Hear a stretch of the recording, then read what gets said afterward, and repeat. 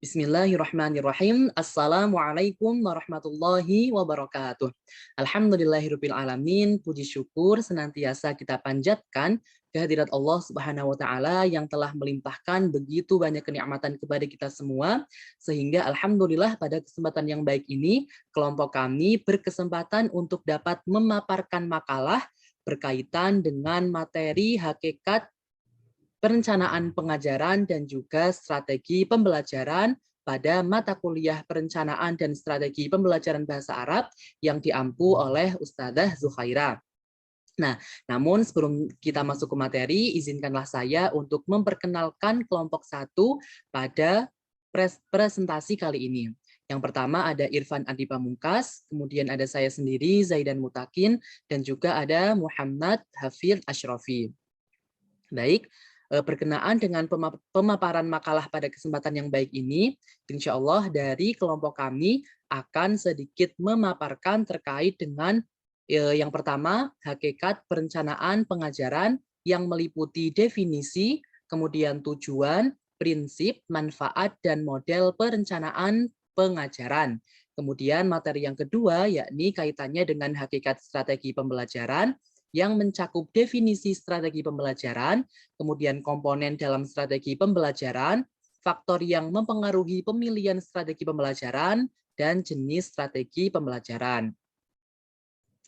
Baik, bismillahirrahmanirrahim. Pada kesempatan yang baik ini, saya akan memulai memaparkan terkait dengan definisi perencanaan pengajaran. Nah, perencanaan pengajaran memiliki dua suku kata, yakni perencanaan dan pengajaran. Perencanaan sendiri secara bahasa diartikan sebagai rancangan. Nah, sedangkan para ahli bahasa telah mengungkapkan gagasannya berkenaan dengan definisi perencanaan. Salah satunya atau salah satu ahli yang mengungkapkan definisi terkait dengan perencanaan adalah Inaj, yang mendefinisikan perencanaan sebagai suatu proses mempersiapkan hal-hal yang akan dikerjakan pada waktu yang akan datang untuk mencapai suatu tujuan yang telah ditentukan terlebih dahulu. Nah, sedangkan menurut Sanjaya, perencanaan dimulai dari penetapan tujuan akan dicapai melalui analisis kebutuhan serta dokumen yang lengkap.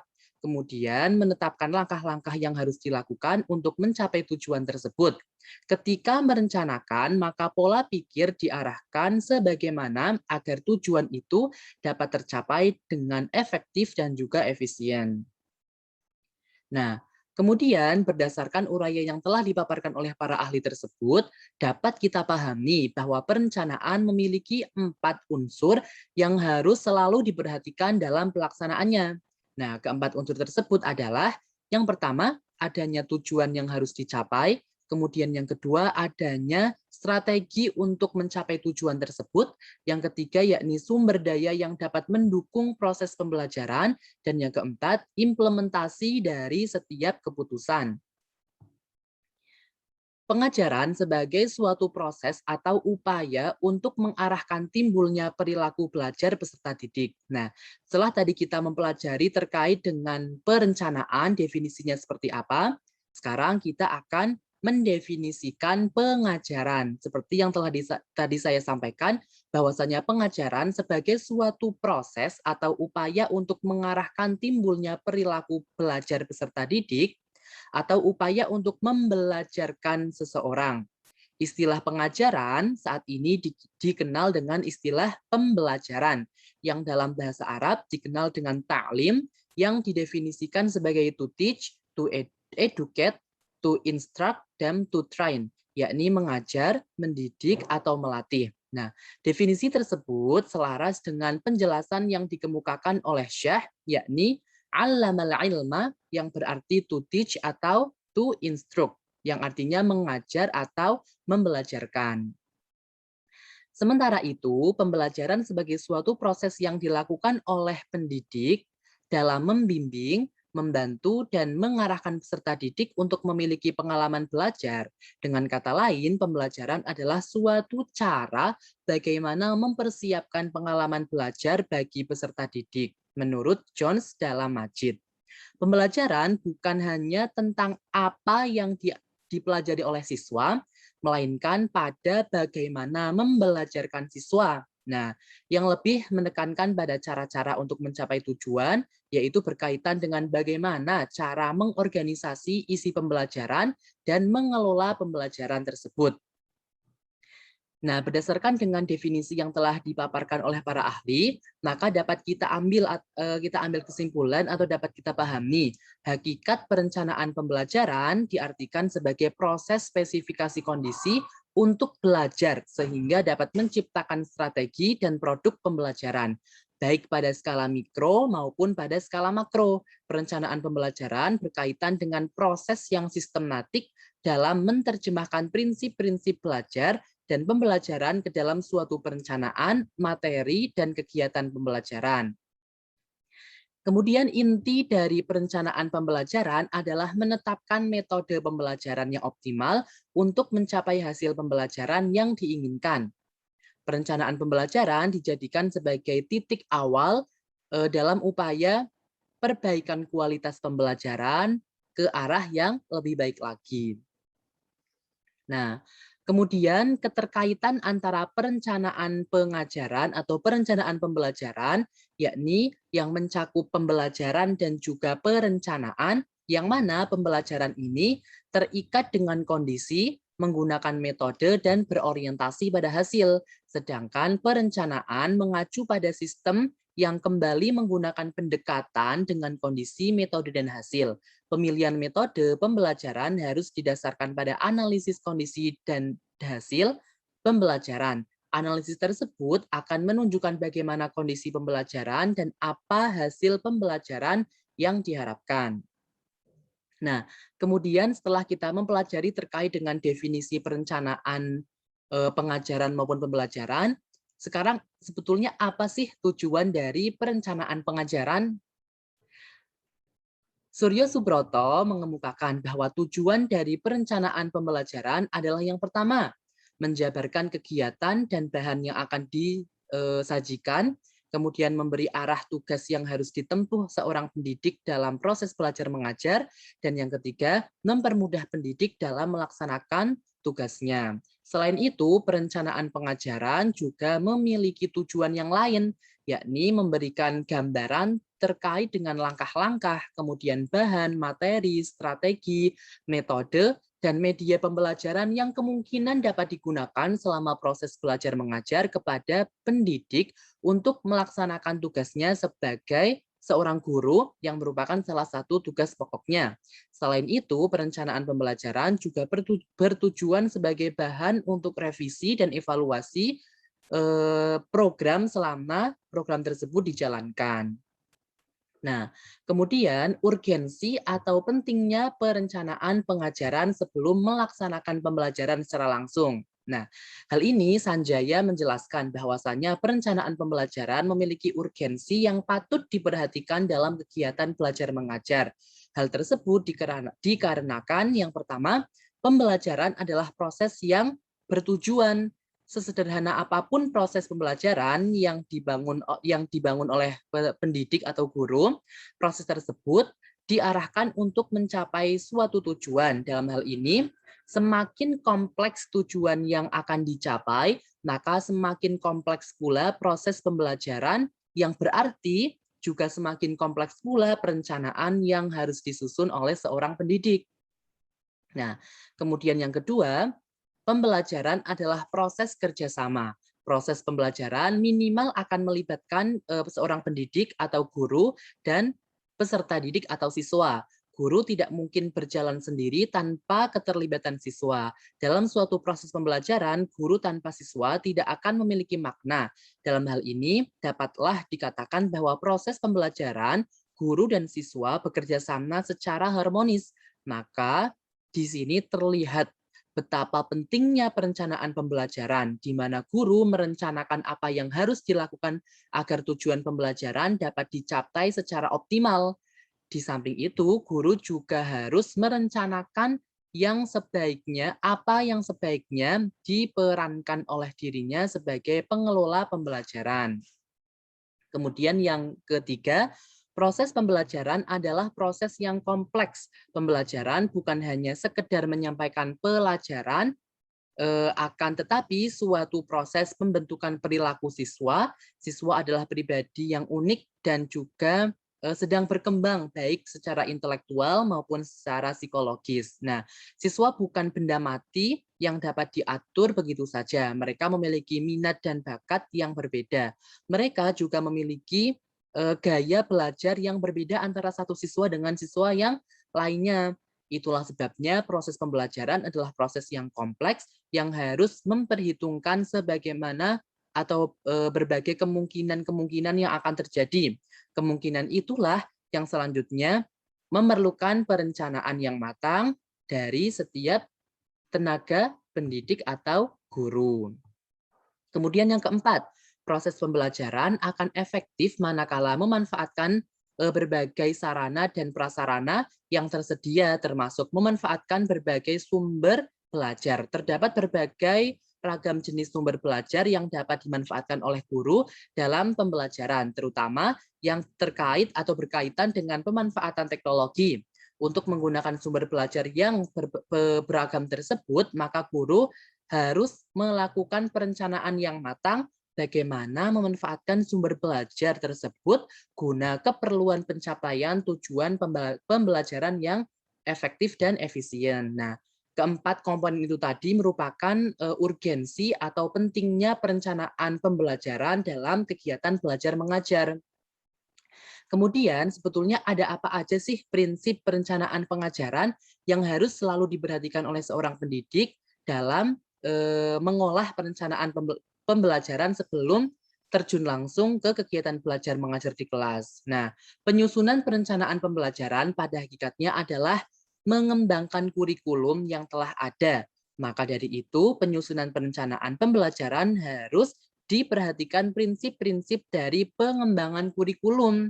Prinsip-prinsip tersebut antara lain, yang pertama yakni berpusat pada peserta didik, kemudian beragam, terpadu, dan tanggap ilmu pengetahuan dan teknologi.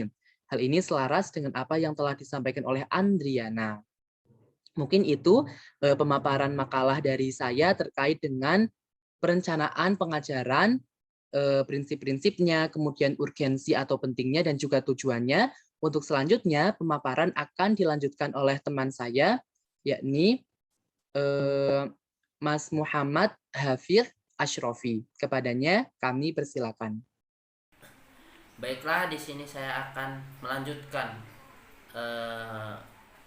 menjelaskan dari teman saya, yaitu manfaat perencanaan pengajaran. Apa manfaat dari perencanaan pembelajaran ini? Antara lain, yang pertama, perencanaan dapat menghindarkan kegagalan dalam pembelajaran, dalam pendidikan berlangsung, ataupun keberhasilan yang bersifat belum menentu. Nah, maka dari itu, proses pembelajaran terjadi ini mesti ada tujuan yang akan dicapai, yang akan diraih. Akan tetapi, dalam pembelajaran banyak seorang guru, banyak dari guru-guru yang gagal dalam pembelajarannya. Kenapa? Karena guru-guru tersebut tidak tidak membuat perencanaan pembelajaran sebelum pembelajaran berlangsung. Maka dari itu, seperti contohnya yaitu banyak siswa yang tidak mengerti apa yang disampaikan oleh guru tersebut, kemudian strategi kemudian tidak memahami dari materi. Nah, maka dari itu, melalui perencanaan yang maksimal, seorang guru dapat menentukan strategi apa yang digunakan agar tujuan yang diharapkan, tujuan dari pembelajaran tersebut tercapai dengan maksimal dan dapat menghindari kegagalan-kegagalan yang terjadi. Kemudian manfaat yang kedua ialah sebagai alat untuk memecahkan masalah. Nah, kenapa seperti itu? Nah, pembelajaran sebagai proses kerjasama antara guru dan siswa pasti akan menghadapi berbagai masalah dalam pembelajarannya. Hal yang demikian itulah yang akan berdampak pada kegagalan dalam pembelajaran. Karena melalui perencanaan yang baik, melalui perencanaan pembelajaran yang maksimal, maka dapat mengantisipasi kita, dapat menetralisir dari permasalahan-permasalahan yang akan terjadi ke depannya. Sehingga pembelajaran yang pembelajaran dapat berjalan dengan normal, dapat berjalan dengan baik, sehingga dapat mencapai keberhasilan yang maksimal, dapat meraih apa yang diharapkan. Kemudian yang ketiga, perencanaan dapat membuat pembelajaran berlangsung secara sistematis. Kenapa seperti itu? Suatu pembelajaran berlangsung secara terarah dan terorganisir. Maka seorang guru harus menggunakan waktu secara efektif dalam mencapai tujuan dan keberhasilan pembelajaran tersebut. Hal tersebut dapat berlangsung melalui perencanaan pembelajaran yang baik. Kemudian selanjutnya ialah model perencanaan pengajaran. Apa saja model-model perencanaan pengajaran? Yaitu yang pertama, model pokok tentang proses pembelajaran sesuai Glaser. Model pada model ini terdapat 4 komponen penting. Untuk masing-masing komponen itu, guru sebagai pengelola proses pembelajaran, proses belajar, proses pendidikan harus mengambil keputusan. Nah, jadi dalam merencanakan sesuatu pembelajaran, dalam dalam merencanakan suatu pembelajaran, guru itu harus menentukan tujuan apa yang harus dicapai oleh siswa pada akhir pembelajaran nanti. Nah, ini komponen A. Yang kedua ialah sehubung dengan situasi pemunculan komponen B, guru harus memutuskan sebagaimana situasi permulaan siswa, guru, dan sekolah berkenaan dengan prosedur instruksional. C. Guru harus menentukan strategi apa yang akan dipakai agar tujuan-tujuan yang telah ditetapkan dapat tercapai dengan baik. Sehubung dengan penilaian performance, guru harus memutuskan cara dan alat yang tepat untuk menentukan tercapainya tujuan pembelajaran yang telah ditetapkan. Kemudian ada model GECAM. Nah, menurut GECAM tahun 1994 nomor 14, ada 10 unsur yang harus dicapai, yang harus diperhatikan di dalam membuat suatu perencanaan pengajaran. Ke-10 unsur tersebut dapat digambarkan oleh CAM dengan mempergunakan bentuk bulat 23 telur sehingga lebih fleksibel karena antara satu dengan yang lainnya saling berhubungan. Tuh. Ini apa saya?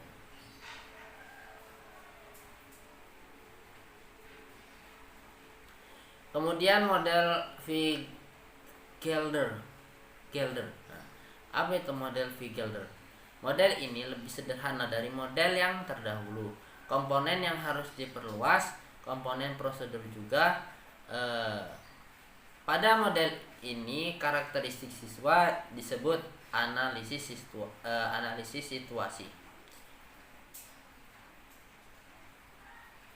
Sehubungan dengan komponen ini, guru tidak hanya mengambil keputusan tentang siswa yang akan diajar, akan tetapi juga tentang kondisi yang ada di sekolah yang dapat menunjang terjadinya proses belajar mengajar. Kemudian menunjang proses terjadinya belajar dan tentang guru. Kemudian komponen kegiatan guru dan siswa dipisahkan secara nyata. Selain dari pada komponen kegiatan guru, kegiatan siswa, materi pembelajaran, 25 alat dan bahan harus dibuat dalam matrik sehingga mudah dibaca secara horizontal. Kemudian model Dick dan cari perencanaan. Model Dick dan cari perancangan. Model pembelajaran Dick dan cari ini terjadi dari 10 langkah. Setiap langkah sangat jelas maksud dan tujuannya, sehingga bagi perancangan pemula sangat cocok sebagai dasar untuk mempelajari model desain yang lain. Model satuan pembelajaran. Dalam pembelajaran model ini di sekolah terdapat variasi-variasi kecil, misalnya ada guru yang membuat dalam bentuk matriks, ada yang tidak. Selain daripada itu, pada komponen kegiatan belajar mengajar ada yang dipisahkan antara kegiatan guru dan kegiatan siswa dan ada yang menggabungkannya. Kemudian ada pula hakikat strategi pembelajaran. Definisi strategi pembelajaran. Nah, pada awalnya istilah strategi digunakan dalam dunia militer yang diartikan sebagai cara penggunaan seluruh sumber daya dan kekuatan untuk memenangkan suatu peperangan. Nah, itu istilah dari dunia militer. Namun, istilah tersebut diadopsi dalam dunia pendidikan, sehingga berkembang menjadi istilah strategi pembelajaran. Secara kebahasaan, kata strategi berasal dari bahasa Yunani, yaitu strategia. Strategia yang bermakna seni seorang jenderal. Adapun istilah strategi dalam KBBI, Kamus Besar Bahasa Indonesia, salah satunya adalah bermakna rancangan yang cermat mengenai kegiatan untuk mencapai sasaran khusus. Itu strategi. Kemudian strategi pembelajaran adalah cara-cara yang akan digunakan oleh pengajar untuk memilih kegiatan belajar yang digunakan selama proses pembelajaran berlangsung. Pemilihan tersebut dilakukan dengan mempertimbangkan situasi dan kondisi, sumber belajar, kebutuhan, karakteristik dari peserta didik yang dihadapi dalam rangka mencapai tujuan pembelajaran tertentu. Kemudian ada pula yang strategi pembelajaran adalah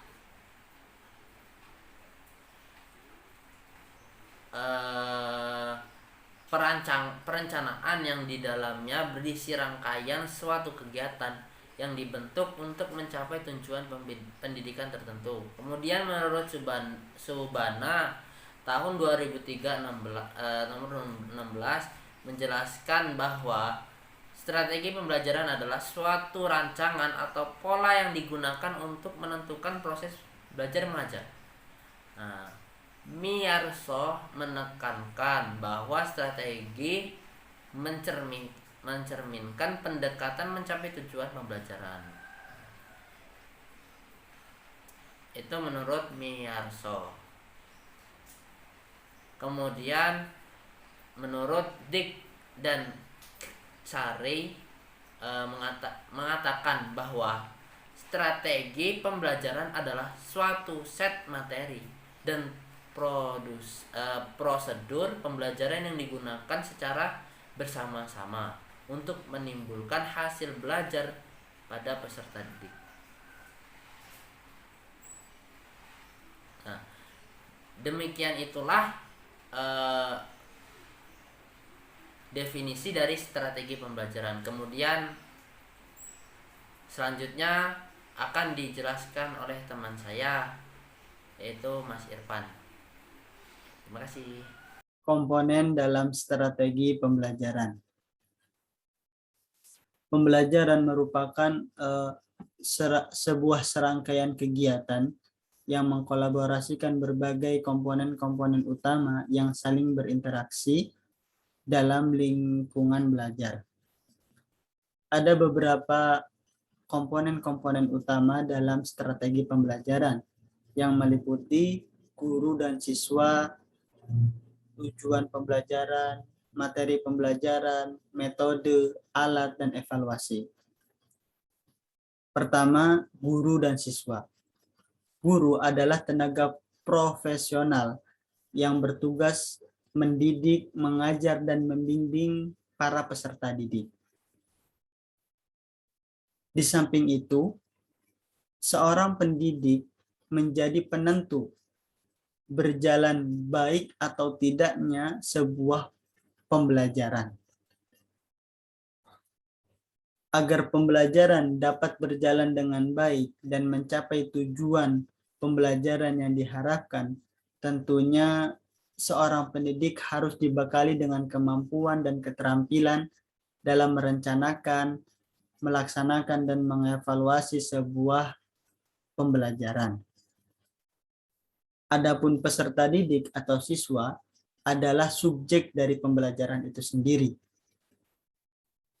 Peserta didik menjadi bagian komponen utama dalam strategi pembelajaran karena mereka memiliki taraf intelektual, karakteristik, dan keterampilan yang berbeda-beda. Perbedaan ini memerlukan perhatian yang berbeda dan khusus. Komponen yang kedua yaitu tujuan pembelajaran. Tujuan pembelajaran adalah faktor penting dalam proses pembelajaran. Tujuan yang jelas akan menentukan langkah dan kegiatan pembelajaran yang terarah.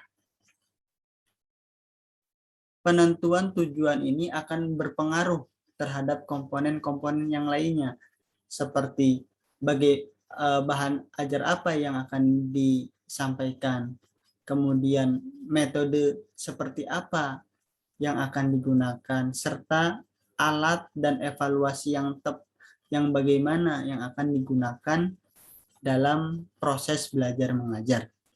Oleh karena itu, penting bagi seorang guru dalam menentukan dan merumuskan tujuan pembelajaran yang hendak dicapai. Komponen yang ketiga yaitu materi pembelajaran. Materi pembelajaran atau bahan ajar merupakan serangkaian pengalaman belajar yang disusun secara sistematis dan dipersiapkan oleh seorang guru untuk diajarkan kepada peserta didik. Sebelum pembelajaran dimulai, seorang guru dituntut untuk menguasai dan memahami apa yang akan diajarkan kepada peserta didik agar tidak terjadi kegagalan dalam penyampaian materi pembelajaran. Penentuan atau pemilihan materi pembelajaran harus didasarkan pada perkembangan jiwa dan pengetahuan para peserta didik. Menurut Suharsini Arikunto, memandang bahwa materi pembelajaran merupakan unsur inti dalam proses atau dalam kegiatan belajar mengajar. Karena bahan pelajaran itulah yang diupayakan untuk dikuasai dan dipahami oleh siswa. Komponen yang keempat yaitu metode pembelajaran. Metode pembelajaran bisa dikatakan sebagai sebuah cara yang akan dipergunakan oleh seorang guru dalam menjalankan fungsinya sebagai pendidik. Guru menggunakan metode pembelajaran untuk menciptakan lingkungan belajar yang berkesan dengan mengkhususkan peran aktif dari guru dan siswa agar proses belajar mengajar bisa terjalin secara optimal. Selanjutnya yaitu alat pembelajaran. Alat pembelajaran bisa dikatakan sebagai media. Alat pembelajaran ini menjadi faktor pendukung dalam memperlancar tersampainya materi pelajaran dari guru kepada peserta didik. Media atau alat yang digunakan oleh guru memiliki kelebihan dan kekurangan masing-masing. Hal ini didasarkan pada fungsi yang berbeda-beda dalam penggunaannya. Komponen terakhir yaitu evaluasi pembelajaran. Evaluasi pembelajaran bisa dilakukan oleh seorang pendidik kapanpun, baik pada permulaan pembelajaran atau saat pembelajaran berlangsung atau pada saat proses pembelajaran itu berakhir. Tujuan diadakannya evaluasi ini untuk mengetahui dan menilai tingkat keberhasilan para peserta didik dalam memahami materi pelajaran yang disampaikan oleh guru. Di samping itu, fungsi lain dari evaluasi ialah menjadi bahan untuk melihat atau mengetahui baik tidaknya kinerja seorang guru selama pembelajaran berlangsung. Selanjutnya yaitu faktor yang mempengaruhi pemilihan strategi pembelajaran. Kemampuan guru dalam menentukan strategi pembelajaran dan penguasaan terhadap materi pembelajaran merupakan syarat mutlak dalam proses pembelajaran. Menurut Iskandar Wasid dan Dadang Sunendar, ada beberapa faktor yang mempengaruhi dalam pemilihan strategi pembelajaran. Di antaranya yang pertama, karakteristik peserta didik. Sebagaimana yang dijelaskan tadi, bahwa peserta didik merupakan subjek utama dalam pembelajaran. dan dalam diri setiap peserta didik memiliki karakteristik yang berbeda-beda antara peserta didik yang satu dengan peserta didik yang lainnya.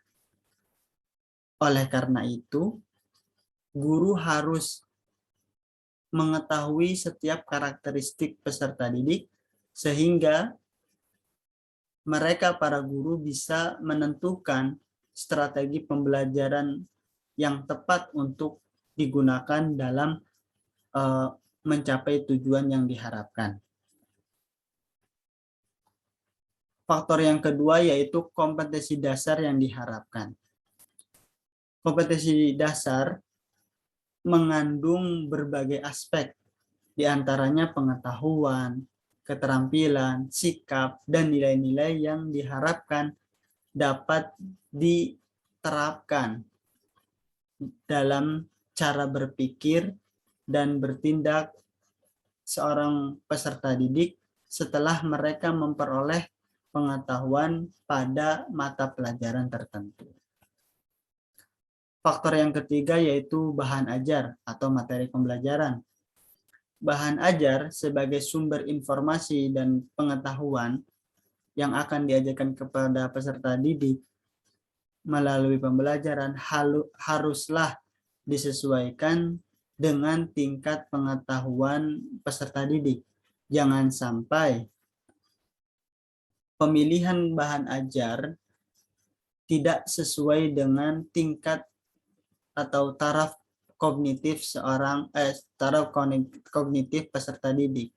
Hal ini akan menyebabkan kegagalan, tidak menguasainya bahan pelajaran tersebut sehingga berakibat pada tidak tercapainya tujuan pembelajaran yang diharapkan. Faktor yang selanjutnya yaitu waktu yang tersedia. Seorang pendidik harus menentukan atau memilih strategi pembelajaran dengan tepat, dengan memperhatikan alokasi waktu yang telah disediakan dalam kurikulum pembelajaran. Jangan sampai waktu yang dibutuhkan dalam penyampaian bahan pelajaran kepada peserta didik melebihi batas waktu yang disediakan yang telah ditentukan dalam kurikulum pembelajaran.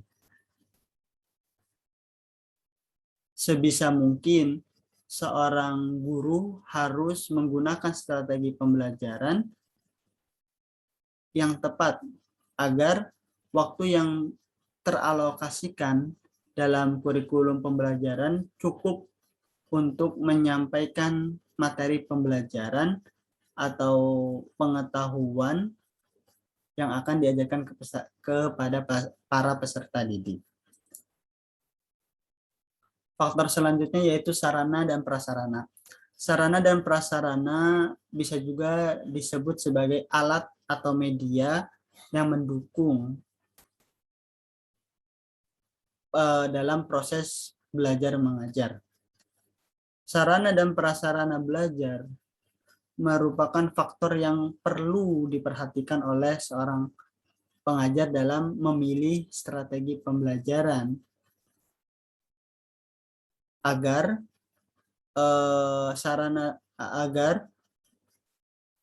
pengajar dan peserta didik bisa mencapai tujuan tertentu secara efektif dan efisien. Faktor yang terakhir yaitu kemampuan atau kecakapan pengajar dalam memilih dan menggunakan strategi pembelajaran.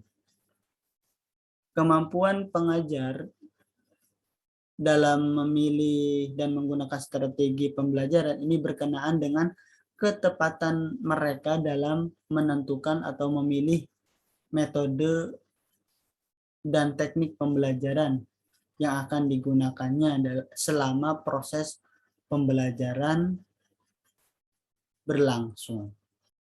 Selanjutnya, jenis-jenis strategi pembelajaran. Ada beberapa jenis strategi pembelajaran yang dapat digunakan oleh seorang pendidik dalam proses belajar mengajar. Sebagaimana yang dijelaskan oleh Nasution di dalam bukunya yang berjudul Strategi Pembelajaran. Pertama, strategi pembelajaran ekspositori. Strategi ini umumnya banyak digunakan seorang guru. Strategi pembelajaran ekspositori menekankan pada penyampaian informasi atau pengetahuan yang bersumber dari berbagai referensi dengan jalan menjelaskan secara lisan kepada siswa. Jadi strategi ini banyak mengandalkan pada keaktifan guru sebagai sumber datanya di dalam pembelajaran. Kedua, strategi pembelajaran inquiry. Strategi pembelajaran inquiry lebih banyak berpusat pada peserta didik. Peserta didik dalam pembelajaran ini harus berpikir secara kritis dan analitis terhadap masalah yang dihadirkan. Bahkan, siswa juga harus bisa memecahkan permasalahan tersebut melalui solusi-solusi yang ditemukannya. Strategi tersebut atau strategi pembelajaran ini menuntut peserta didik untuk menguasai materi pembelajaran serta bisa menerapkannya dalam memecahkan masalah yang ada dalam kehidupan sehari-harinya. Ketiga, strategi pembelajaran berbasis masalah atau SPBM. Strategi pembelajaran berbasis masalah atau SPBM merupakan serangkaian kegiatan pembelajaran yang menitik beratkan pada penyelesaian masalah secara ilmiah. Masalah-masalah tersebut bisa bersumber dari buku atau dari peristiwa yang terjadi di lingkungan sekitarnya. Nomor 4, strategi pembelajaran kooperatif. Dari segi bahasa, jika kita telusuri dalam Kamus Besar Bahasa Indonesia, istilah kata kooperatif itu bermakna saling bekerja sama atau bersedia membantu. Strategi pembelajaran kooperatif ini bisa diartikan sebagai suatu strategi pembelajaran secara berkelompok atau beregu yang terdiri dari 2 siswa atau lebih untuk bekerja sama dan saling membantu satu sama lain dalam mempelajari dan menguasai materi pembelajaran yang disampaikan guru. Strategi ini bertujuan untuk mendorong setiap anggota kelompok untuk saling membantu dan bekerja sama satu dengan yang lainnya, serta meningkatkan rasa tanggung jawab pada masing-masing individu. Nomor 5, strategi pembelajaran afektif. Strategi pembelajaran afektif adalah rangkaian kegiatan pembelajaran yang menekankan pada pembentukan sikap yang positif pada diri setiap peserta didik. Fokus utama pembelajaran ini adalah sikap yang ada dalam diri peserta didik. Menurut Sanjaya, melalui situasi pembelajaran afektif ini diharapkan peserta didik bisa mengambil keputusan yang berdasarkan pada nilai yang dianggapnya baik. Nilai ini berupa sesuatu yang abstrak yang ada dalam pikiran manusia, seperti baik atau buruk, indah atau tidak indah, layak atau tidak layak, bagus atau jelek, dan lain sebagainya. Jadi, dalam strategi pembelajaran afektif berguna untuk membantu membangun sebuah karakter yang baik dan positif dalam diri peserta didik melalui pengetahuan-pengetahuan yang telah diajarkan guru kepadanya. Nomor 6, strategi pembelajaran kontekstual. Strategi pembelajaran kontekstual mengajarkan kepada siswa untuk menemukan pengetahuan-pengetahuan atau informasi atau konsep atau teori yang diajarkan oleh guru dan kemudian mengaitkannya dalam situasi kehidupan nyata yang dialami oleh peserta didik. Melalui strategi pembelajaran ini, peserta didik akan memperoleh pengetahuan atau informasi yang tertanam dalam otaknya atau dalam benak mereka dalam jangka waktu yang cukup lama. Sebab pengetahuan yang diperolehnya tadi itu kemudian mereka dikorelasikan dalam kehidupan nyata. Nomor 7, strategi pembelajaran kuantum. Mungkin di antara teman-teman pernah mendengar sekilas tentang pembelajaran kuantum. Strategi pembelajaran kuantum dapat diartikan sebagai cara untuk memadukan berbagai macam interaksi yang ada di dalam dan di sekitar momen belajar. Artinya, interaksi-interaksi yang terjalin di sekitar lingkungan belajar itu akan menjadi unsur-unsur belajar efektif sehingga dapat berpengaruh terhadap kesuksesan peserta didik. Strategi pembelajaran ini dilandaskan pada konsep bawalah dunia mereka ke dunia kita dan antarkan dunia kita ke dunia mereka. Itu beberapa jenis strategi yang bisa diterapkan oleh seorang guru dalam proses belajar mengajarnya. Adapun menurut Ismail dan Mulyono,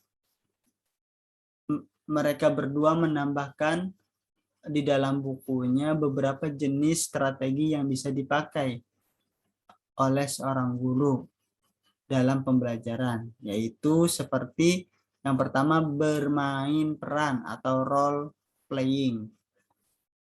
Pembelajaran bermain peran ini merupakan salah satu strategi pembelajaran yang mana dalam prakteknya siswa memainkan peran sebagai seseorang tokoh yang menggambarkan materi yang diajarkan.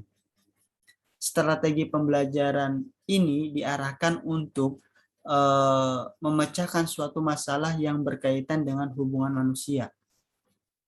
Keaktifan siswa sebagai peran tokoh yang menggambarkan materi sangat dibutuhkan. Kedua, strategi pembelajaran partisipatif. Strategi pembelajaran partisipatif artinya serangkaian kegiatan pembelajaran yang dilakukan dengan mengikutsertakan atau partisipasi dari siswa secara aktif dalam merencanakan, melaksanakan, dan mengevaluasi kegiatan pembelajaran. Ketiga, belajar tuntas atau mystery learning. Menurut Departemen Pendidikan Nasional tahun 2008 menjelaskan bahwa pembelajaran tuntas itu adalah sebuah pendekatan dalam pembelajaran yang mempersyaratkan peserta didik untuk menguasai secara tuntas, secara selesai, seluruh standar kompetensi maupun kompetensi dasar mata pelajaran tertentu yang diajarkan oleh guru.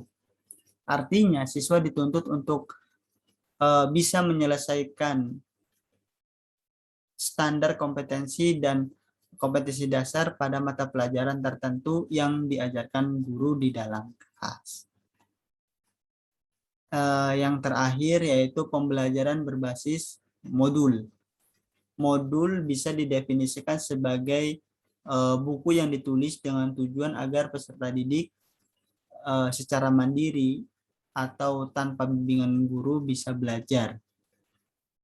Pembelajaran ini berpusat pada penggunaan modul yang telah disusun secara sistematis. Kemudian modul tersebut digunakan oleh peserta didik secara mandiri dalam proses belajar mengajarnya.